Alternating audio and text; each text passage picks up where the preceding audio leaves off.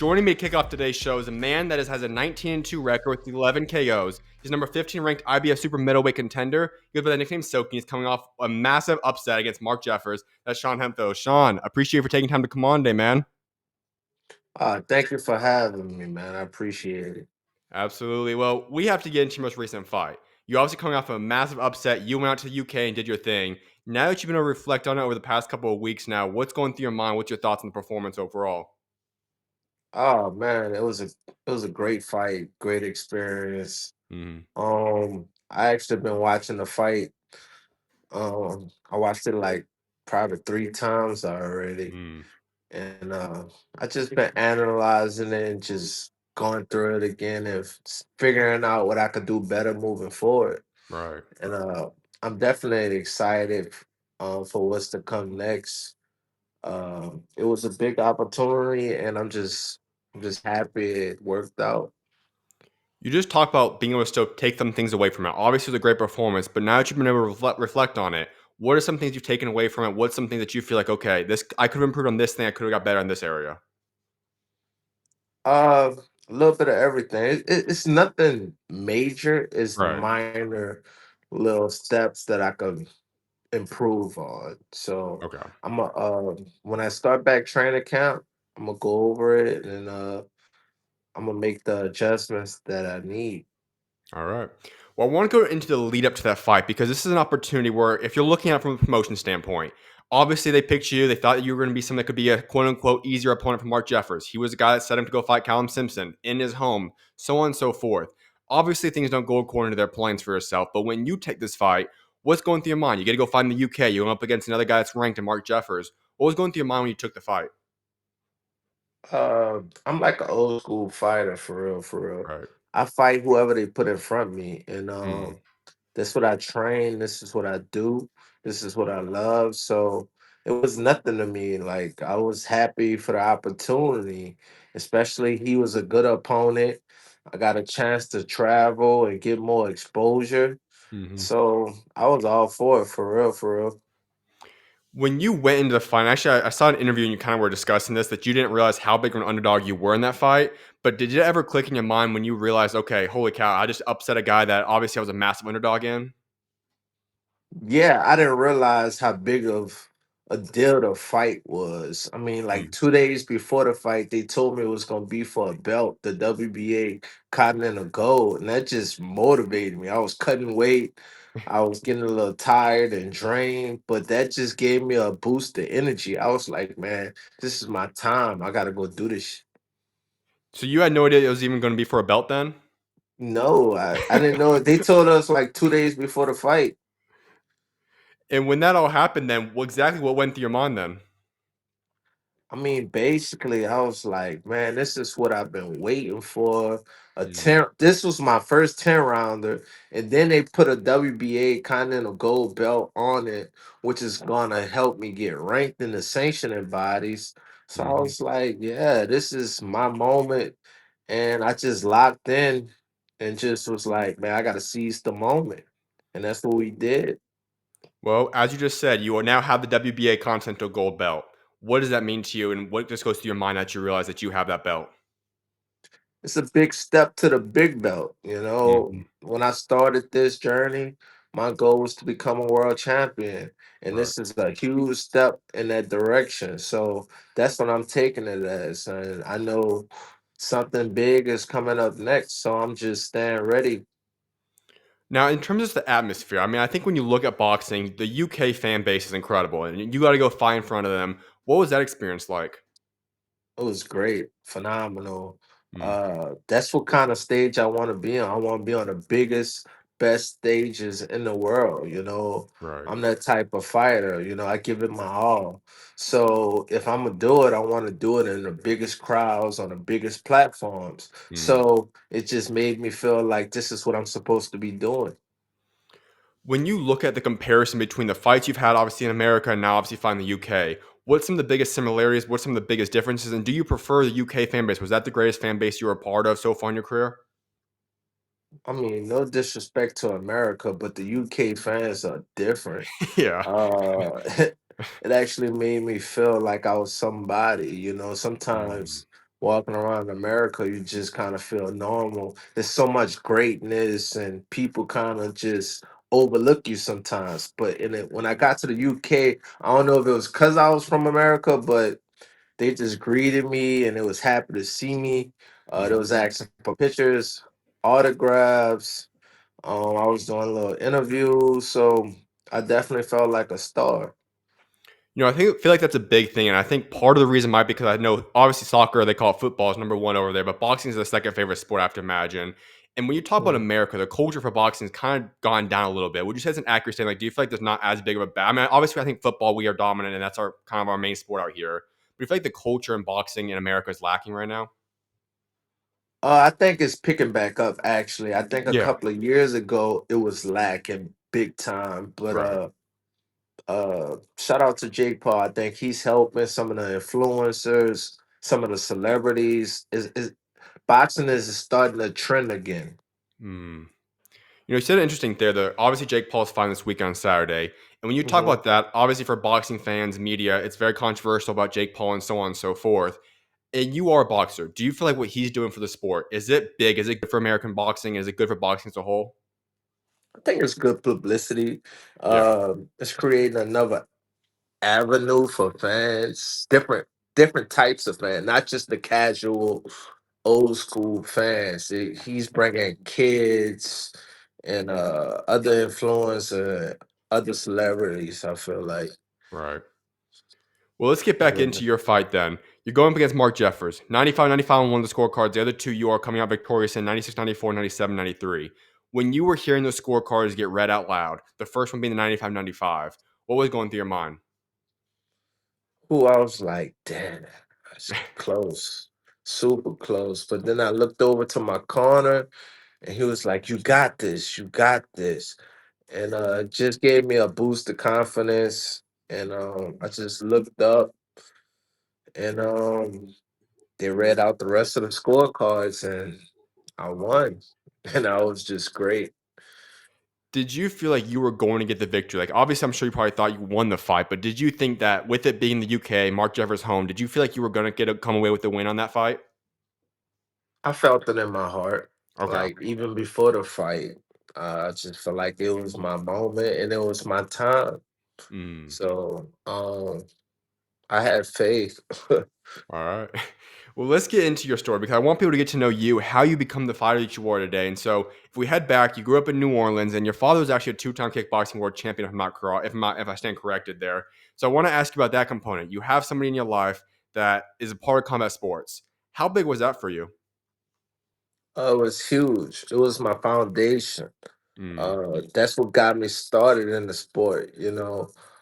I grew up in the gym. I was always around boxing or kickboxing or even martial arts. right. So I started off doing karate, then I started kickboxing, and then I started boxing because I just felt like boxing had more money in it, and also I didn't feel like taking kicks to the head and to the knees and all that crazy stuff. Even when you kick somebody, sometimes it hurts. So Yeah. I was like, man, I don't need that wear and tear. So when did that settle in for yourself then? When did you feel like, you know what, boxing's my story. I'm gonna get away from the kickboxing stuff. I'm going all in on boxing now. When I came back from Texas living with my mom, uh, I kept getting in trouble out there in Texas. It was the first time I was away from my dad. So he had to come get me. Then we moved back to New Orleans. I was around like 14. And then he opened up a gym. And then that's what I found myself. And Mm, then 15, when I started high school, man, I tried football and we was losing. We was getting blown out like 0 to 66. all And I right. already started kickboxing a little bit and I was winning. I was doing good. So I was like, man, I'm gonna just stick with the boxing. Cause Mm, when it's all on me, it's like basically when it's on me, I win. But when I depend on the team or this, that, and the third, we always come up short. So right. Now, at that point in time, if I would have known you at that point, I would have said, hey, at one point you're gonna be 19-2. You're gonna be ranked in the top 15 in the IBF. what would your reaction have been? Then I would have been like, dang, sounds rough. But I knew I knew I wasn't gonna have the easy road coming up just from my background, coming from New Orleans. It's the bottom of the map. It's not that much resources, not that much opportunity out here. So I Mm, literally have to work for everything. right. And I just knew I had to stay focused and stay disciplined for the route I'm taking. And it's not necessarily gonna be easy, but this is what I'm gonna do. I'm gonna dedicate myself to this. I And want to that's what ask I'm about doing. I want to ask about the New Orleans component there because, as you said, it's not necessarily a place known for combat sports. You know, there's some areas of the country that's obviously very highly regarded for its combat sports. Not a lot in New Orleans. Yet we see some guys. Obviously, Michael Angelo was just on the show yesterday. He's from out there. But when you look at that, Yep. there's not a lot of guys. Is the development and the culture and kind of the passion, the future, I should say, of boxing in New Orleans, is that growing right now, or what do you see in terms of the future out there? I think it is growing. I think myself and a few other people in the city, just like even though he's not in the city currently, but he's from the city, Michael Angeletti, he's Mhm. an inspiration just like I am. And I think people are starting to follow our journey and be inspired by it. So the younger people coming behind us are taking a liking to it and seeing it's something that they can do. Mm. You Mhm. talked about how it was, in a sense, even harder for yourself. It wasn't going to be the easy route because of where you came from and all that. When you look back now and you see that all the stuff you had to go through to get to this point, does it make the position you're at now feel a little bit more sweet, a little bit more, a little bit greater now? The fact that because of what you've gone through to get to this point. Absolutely. I Mm, mean, when I started, I said I should be a world champion by the time I'm 30. And even though the route hasn't been easy, I'm still on track. right. Also, in terms of just growing up in New Orleans, what was that like? Just overall, not even inside of boxing, just overall in life aspect. What was it like growing up out there? It was rough. I mean, to Mm, be honest. I lost my older brother, Stephen Hemphill, in 2004. Um, Later that year, I witnessed my first murder. And then 2005, Hurricane Katrina struck. And mm, mind you, before this, it was like the murder capital. So like we had to be inside before the street lights came on for real, for real. It was just so rough. mm. And then I grew up in the hood.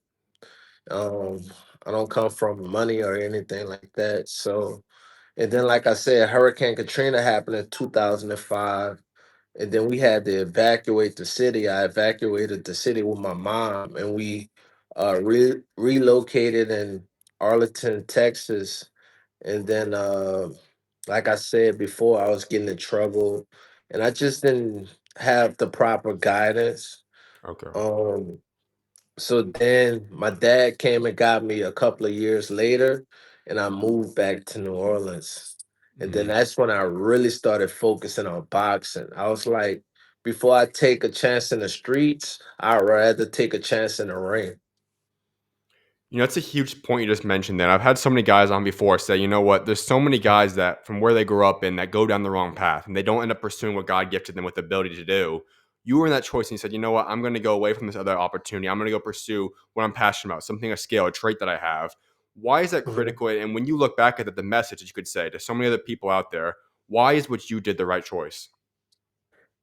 Simply to me, just because I feel like it saved my life, and also I feel like it just boxing chose me for real, for real. That's how I Mm, feel about my dad having his background and then his influence on me to get into the craft and to the family business. Um, it was almost inevitable for me to pick it up, mm, especially with my surroundings and the way I saw, things happening around me.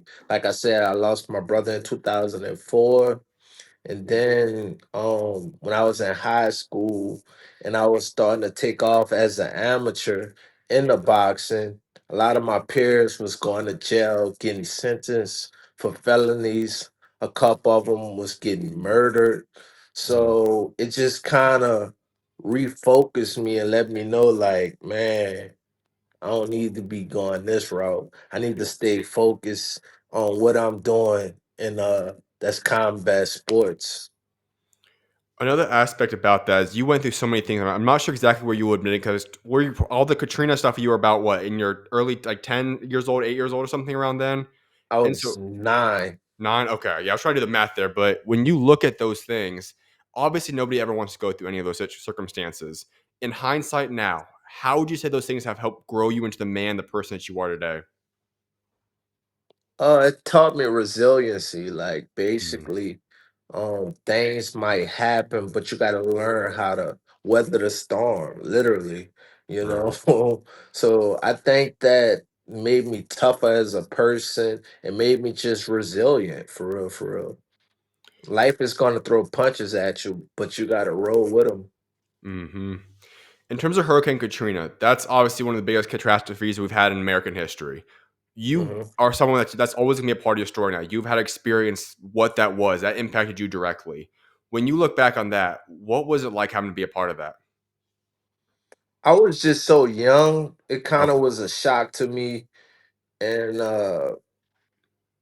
because I was young, I didn't really understand how serious it was, but I gotcha. did because I saw it firsthand.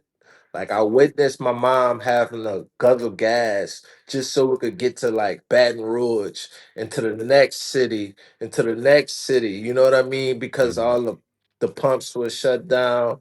I remember National Guards turning us around and be like, "You can't go this route." I remember and having to loot in different stores just so we could get enough food to eat for the day or two, so mhm, it was a lot. I remember getting Red Cross vouchers, right. but now I look back at it and I'm like, man, that was a lot. Well, I just have to ask you this. Your story is one of the best stories I've had on here before. Have you ever considered writing a book at some point in your life? Man, it was funny. I was talking to one of my clients at the gym today, and it Mhm. was like, you should write a book. I was like, yeah, I think that'll be later on in my life though. Once I complete my journey in a Right, sport, I feel like. for sure. Yeah, so I think that'll be something good for sure. I love it, man. Well, let's hop into then when you started officially going all on boxing. You go through your amateur career. You had quite a bit of accomplishments there. Take us through that though. What was your amateur career like? My amateur career was very interesting to say the least. Right. It was just me and my dad. A lot of times in the gym training, he showed me everything I know for real, from the jab to the footwork to defense. He used to throw me in there with grown men when I was like 15, 14 years old. Mm, And I just used to have to survive or, just fight. So it taught me how to fight for real at the end of the day, and how to have heart. So that's a big part of the sport. And then I took that into the amateurs. I had a couple of fights locally in my city at Friday night fights. Shout out to Mike Tater. Um, and then I was like, I need more. I need to see more different styles and stuff like that. So then I started going to tournaments. I won my mm, first tournament, which was title nationals. Um then I went to ringside and I won that as a novice. And then I started going to the USA boxing nationals. And mhm. I think I competed at 4 of them, and then I was the runner up at like 3 of them. Right. And coming from my background, that was a lot to accomplish for real. Because I used to get in the brackets and nobody knew who I was. The judges was like probably like, this guy ain't gonna make it. But I always found myself getting deeper and deeper into the bracket, and I wind up in the semifinals or something like that. Mm. Um so it taught me a lot. I got a chance to compete with some of the best in the country. When you look at your career in the amateur ranks or maybe even the pro ranks, when did you start to feel like, you know what? I have a bright future in the sport. I'm going to be a guy that could possibly be a world champion one day. I could be a world championship contender. When did some of those things start to click in your mind? Well, that started before I started going to tournaments. I Okay. started having those type of thoughts when I started, just because I knew I had the foundation. My dad is a great instructor. Hmm. Um, he has a lot of experience from boxing in the army and from his kickboxing background in martial arts. I kind of get a lot of my style from martial arts, and people probably don't realize that. So it makes me unique. And I just knew if I know if I stay focused and I stay on the right path and stay disciplined and dedicated, I can go far. And I keep that mentality today. I also want to ask you about your own fitness, Jim, because you talk about your dad having his. When did you decide to say, you know what, I want to create Simply Fitness. I want this to be a part of my career, my story as well? Well, obviously, I think he probably had a big influence in that. Hmm. But my dad had double hip surgery back in 2021, I want to say. Okay. And that was a big setback because he had to close his gym down and recover. So we started working out of other people's gyms here and there. And I eventually wanted to get our spot back. There's nothing like having your own space. Hmm. So I just wanted to create my own spot, my own space to where I could work in private if I need. I also work with clients because uh boxing doesn't necessarily pay my bills still Right. to this day. So I rather train people in the sport that I do. Like I train a lot of white collar people, people that work, desk jobs, or even, blue collar or whatever you want to call it. Hmm. It helps pays my bills and take care of my family. I rather train those people than I have to wash dishes like I did back in 2018. I rather keep it all in the sport. So that's part of the reason why I have my own gym and to uplift the next generation coming up behind me. When you look at post boxing, is being a trainer or coach, is that something that you want to go all in on? Do you have other aspirations, or what do you want to do post boxing? Uh, yeah, I do want to give back once I'm done with my career. Once it's all said and done, Right. I do want to help build the world champion All one right. day. But I don't want to train the whole world necessarily. You know what I mean? I Right. think I'd be picky with that. Okay. The other thing I have to ask you about, you just talked about the fact that you're washing dishes before, even when you were in the pro range trying to grow up in that aspect. And so many fans, they don't know the backstory of boxing. Obviously, the ceiling for boxing, you can make a lot of money in the sport. The bottom portion, when you're starting to get going, obviously, it's not very easy in the financial paychecks there. How do you stay so locked in the sport and pursue your dreams, even when you know that the paychecks are not coming in the way you would dream of? I mean, it's simple. You really just gotta want it that bad. Mm, You gotta be willing to go through the fire. right, Uh, I don't know about other people, but I know it wasn't gonna be easy. Especially the way I grew up. And it's like, do I want to do that for the rest of my life, or do I want to do it a portion of my life and create a legacy doing what I'm doing now, mm, traveling, mm, competing, beating people, um, and just doing what I love and what I'm passionate about. So uh, sometimes you just gotta do what you gotta do, and that's right. simply what I was doing to Let's hop make in. ends meet and to support my career at the same time. Well, let's hop into your pro career now. You go through this jump, you made the decision to go pro. Why did you feel like at that point, I believe you're 23 years old then, why did you feel like that was the time to go make the pro jump? Because I was only getting older and I felt like I had enough experience at that point to Okay. make the jump. As you go through that career, the first fight I want to get into is you get a massive fight, David Stevens, in 2023.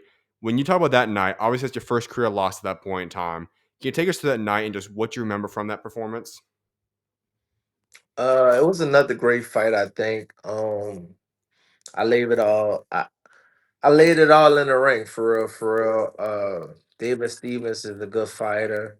Right. He was the better man that night, and I remember feeling like that. Like I never want to felt like that again. Like especially the way it ended. It was a knockout. So I never saw myself getting stopped like that. So it was heartbreaking for me. It was a hard pill to swallow, but I got back on a horse and I'm still riding. And that's why I wanted to ask about the loss aspect because for so many guys, that loss can be a very detrimental thing for themselves and not always career wise. In my opinion, we've seen a lot of great guys have lost and still come back. But from the mental standpoint, a lot of guys experience that first loss and they don't bounce back the way they probably could have. For yourself, how did you bounce back from that loss? I believe in myself a hundred Mm, percent. I didn't forget why I started, right. and um just because one thing don't go my way doesn't mean the world ends. And I'm not a quitter by any Mm. means. And probably my background being from New Orleans, the resiliency, like I said, New Orleans has taught me in the culture.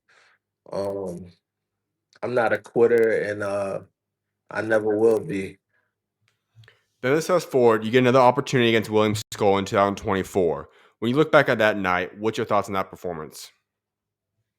Again, that was a loss, and it Right. wasn't a good feeling. Um, it was a lot going on at that period of time in my life. Uh, that fight week leading up to the fight, I wound up catching the flu. I was training Mm. in New York, and I really didn't feel too well going into the fight. But stay, I still made the weight, and I went through with it. And he was the better man that night. And my girl was pregnant at the time with my baby, so it was kind of devastating for me. But again, I'm not a quitter, Mm. and I got back on a horse, and still, I'm still riding. Well, the reason I wanted to ask about him is that when you talk about William Skull, obviously he's coming off of a very interesting, to say the least, performance against Canelo Alvarez, and that's now put him in a position where he's just a few spots in front of you in the IBF now. Is that a fight that you'd want you to get back and possibly make a rematch against him win? Definitely, I like a rematch with both of them at some point when Okay. it makes sense. Cause I feel like I could beat both of them. There was just Mm. the better man that night. I could compete with the best in the world, and I believe in myself, and that's what I know. Specifically with William Skull, I guess you could even throw in the David Stevens because he's coming off a win just a couple of days ago as well.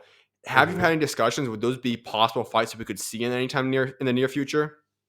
100%. Anything is possible at this point, especially with me being ranked and those guys are ranked. We can make those fight happen. I just don't know when.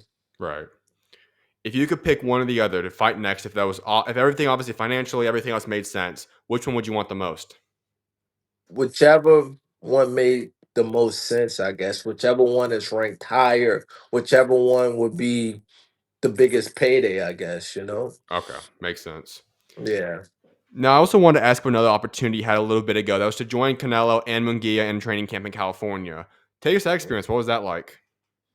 Man, that was great. That was something I felt like I manifested because I always said I wanted to go to like world champion training camp and work with him. Mm. And I got the call from my manager, and he asked me if I wanted to go spar with Canelo, and I'm like, Canelo, you serious? And sure, I was like, I'm on my way. And I spent 5 weeks with those guys. I really went up there to spar with Canelo because he was fighting Skull. And I guess they must have heard about the fight or something like that Right. and seen my style. So I got up there and started sparring with Canelo for the first couple of weeks. And then Coach Eddie Reynoso asked me if I spar with Magia too, because they could use my style. And then Mm. I started sparring with Magia too. Okay. One week I sparred 4 days straight, then the next week I sparred 6 days straight. It was like McGill, Canelo, McGill, Canelo, McGill, Canelo. So it was like the longest week of my life, but I got through it. That was something that I wanted.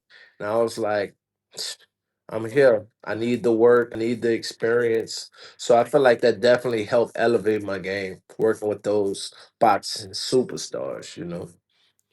Specifically about Canelo, what's the biggest lesson that you learned, the biggest piece of advice that he gave you throughout your time with him? Uh, he kind of showed me a little bit how he set up certain shots. That was cool. And then the most biggest thing that I learned from the camp was that I can compete with some of the best fighters in the world. I Mhm. am on that level. So that was a big thing to take away. Because Well, some guys get sent home just because they can't handle it or right. whatever the case may be. But I was able to make it through the whole camp, and I was the only one in camp sparring with both of them, because Magia had his set sparring partners and Canelo had his set sparring partners. Now I Right. was the only one going back and forth every day. It was like, man. So we got it done though. So would you say when you reflect back on that time, that maybe the biggest thing you took away then was the fact that you almost grew in confidence knowing that, okay, we're talking about one of the greatest fighters of our generation, maybe even ever in Canelo. You're talking about another world champion in Munguia. You were able to stick with those guys. Do you feel like overall the biggest thing maybe you could say was that you grew in confidence knowing that you can compete with the best? Exactly. Right. Well, let's head into your future plans now. You're ranked in the top 15 in the IBF. WBA, obviously, I'm sure they could probably rank you in the near future as well, pretty high in the top 15 potentially as well. What's next for you? Yes. When can we possibly see you back in the ring? Um I'm thinking I'll be back in the fall. I got a call from my manager yesterday. They got a couple of possibilities up on the table right now. It's Okay. kind of hard for me to talk about it right now because nothing is final, Right. but they are big fights, big possibilities. So I'm expecting to be back in the ring September, no later than October. So um, I just want y'all to stay tuned. When you talk about potentially big fight, obviously I know you can't necessarily list names or whatnot, but is there just guys that would be in the top 15? Like, would that be the fight we see you Yes, finding someone in the top 15? yes, All right. definitely. And when you look at everybody there, obviously you have the IBF, you're currently ranked. As I said, WBA, I'm sure you're going to get ranked a lot higher when the new rankings come out. When you talk about both those different branches right there, is there one you specifically want? Does it not really matter to you, or which route would you want to go if you could choose? Uh, I mean, honestly, I'm not ducking no smoke for real, for real. So whichever one just made the most sense, or whichever one presented itself, um, that's the one I'll take All for real, right. for real. Out of everybody at super middleweight, there's a lot of good guys obviously there. When you talk about the depth, Diego Pacheco obviously throwing in. Obviously, we know Canelo's up there at the top. But you talk about Diego Pacheco, William Skull, Eubank Jr. is probably going to be in the mix now. Saras, obviously Callum Simpson, so on and so forth. Munguia. Is there something if you could pick anybody that you would want to fight, or is it more so like you said, you just want anybody that's going to be available that makes the most sense? That's where I'm at with it. Like, I'm Okay, not picking and choosing for real, because all those guys are good up there. You know, I right, could be trying to look at one guy's weakness, and you know, it could be something totally different when I get in the ring in there. So right. uh what I'm gonna do is just stay in the gym, stay focused, and work on the things I need to work on, and I'll be prepared for any one of those guys. All right. Well, I got to ask you then. If we look at your goals for the next year, year and a half, if we talk about year and a half, that'd be setting yourself up to go heading into 2027 now. Where do you see yourself at that point in time? What do you see yourself accomplishment wise, goal wise? Like, where do you see yourself? If we were talking 2027, where are you standing in the boxing rankings, the boxing world? In 2027, I believe I'll be a world champion by then. All right. I love it. Well, Sean, I have one final question for you. It's a question like wrapping up each and every single interview with, and that's talking about your legacy. Eventually, you will put down the gloves and move on from boxing. And when that day does happen, what do you want to be remembered for what you have accomplished both inside and outside of that ring?